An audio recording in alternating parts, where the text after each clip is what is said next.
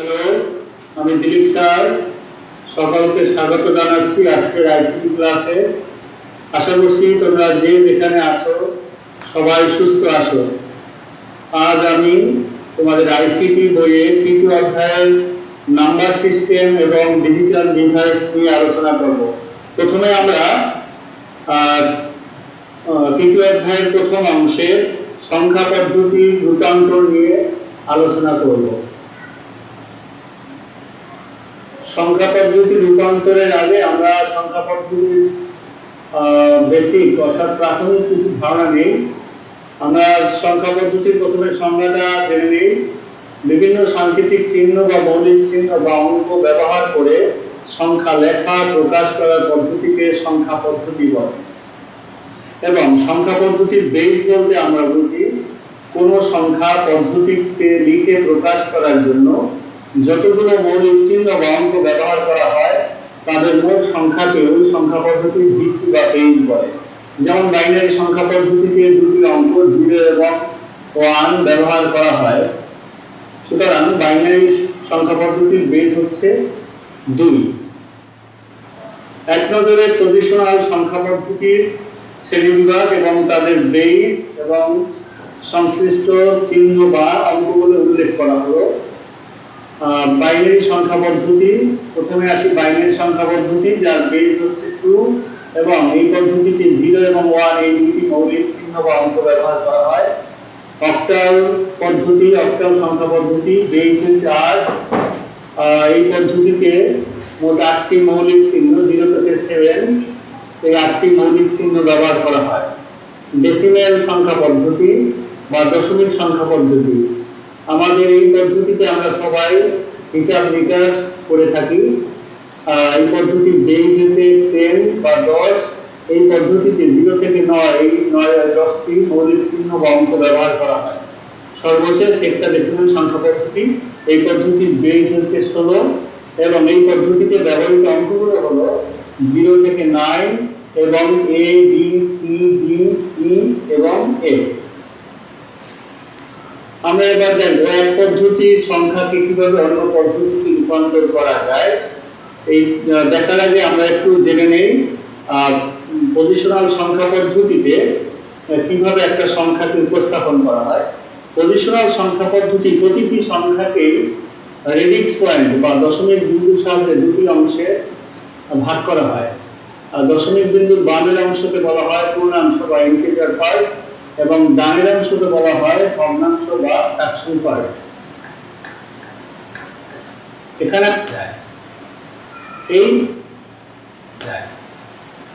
এই পার্ট শেষে আমরা কি শিখতে পারবো? দশমিক সংখ্যাকে বাইনারি, অক্টাল, হেক্সাডেসিমাল সংখ্যায় রূপান্তর সম্পর্কে জানবো। বাইনারি সংখ্যাকে দশমিক, অক্টাল ও হেক্সাডেসিমাল সংখ্যার রূপান্তর সম্পর্কে জানবো। অক্টাল সংখ্যাকে দশমিক, বাইনারি ও হেক্সাডেসিমালের রূপান্তর সম্পর্কে জানবো এবং হেক্সাডেসিমাল সংখ্যাকে দশমিক, বাইনারি ও অক্টাল সংখ্যায় রূপান্তর সম্পর্কে জানবো। কিভাবে আমরা একটা পদ্ধতির সংখ্যাকে অন্য পদ্ধতিতে রূপান্তর করব তা আমি প্রথম থেকে দেখাচ্ছি। প্রথমে আসি আমরা দশমিক সংখ্যাকে যে কোনো সংখ্যা পদ্ধতিতে রূপান্তর করে দেখাবো। প্রথমে দশমিক সংখ্যা থেকে যে কোনো সংখ্যা পদ্ধতিতে রূপান্তর। দশমিক থেকে বাইনারিতে, বাইনারি সংখ্যার বেস 2 দ্বারা দশমিক সংখ্যার পূর্ণ অংশকে ভাগ এবং ভগ্নাংশকে গুণ করতে হবে। দশমিক থেকে অক্টাল, অক্টাল সংখ্যার বেস 8 দ্বারা দশমিক সংখ্যার পূর্ণ অংশকে ভাগ এবং ভগ্নাংশকে গুণ করতে হবে। এরপরে দশমিক থেকে হেক্সাডেসিমাল, হেক্সাডেসিমাল সংখ্যার বেস 16 দ্বারা দশমিক সংখ্যার পূর্ণাংশকে ভাগ এবং ভগ্নাংশকে গুণ করতে হবে। দশমিক সংখ্যাকে বাইনারি সংখ্যায় রূপান্তর পূর্ণ সংখ্যার ক্ষেত্রে, অর্থাৎ পূর্ণ দশমিক সংখ্যাকে বাইনারি সংখ্যায় কিভাবে রূপান্তর করা যায়। দশমিক সংখ্যাকে বাইনারি সংখ্যায় রূপান্তর করার জন্য দশমিক সংখ্যাকে 2 দিয়ে ভাগ করে ভাগশেষ সংরক্ষণ করতে হবে। ভাগফলকে পুনরায় 2 দ্বারা ভাগ করে ভাগশেষকে সংরক্ষণ করতে হবে।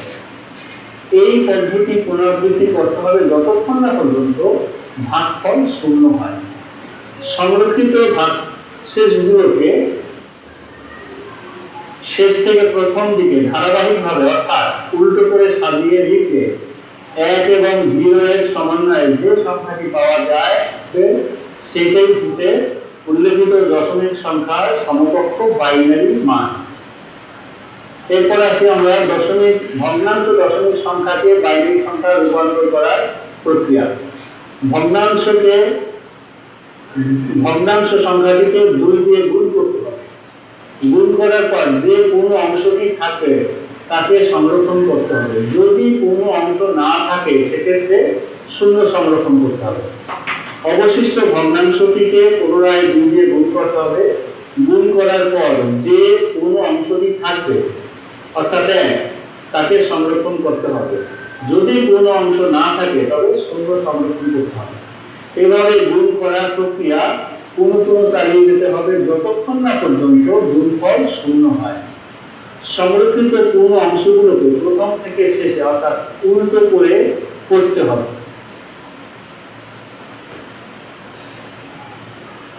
এবার আমরা একটা উদাহরণ দেখি দশমিক সংখ্যাকে বাইনারিতে রূপান্তর করার জন্য।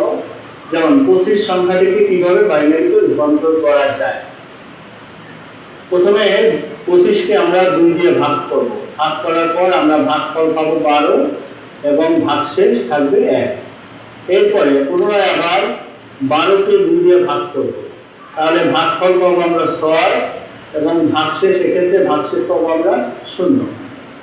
পুনরায় 6 কে আবার 2 দিয়ে ভাগ করতে হবে। ভাগফল 3, ভাগশেষ 0।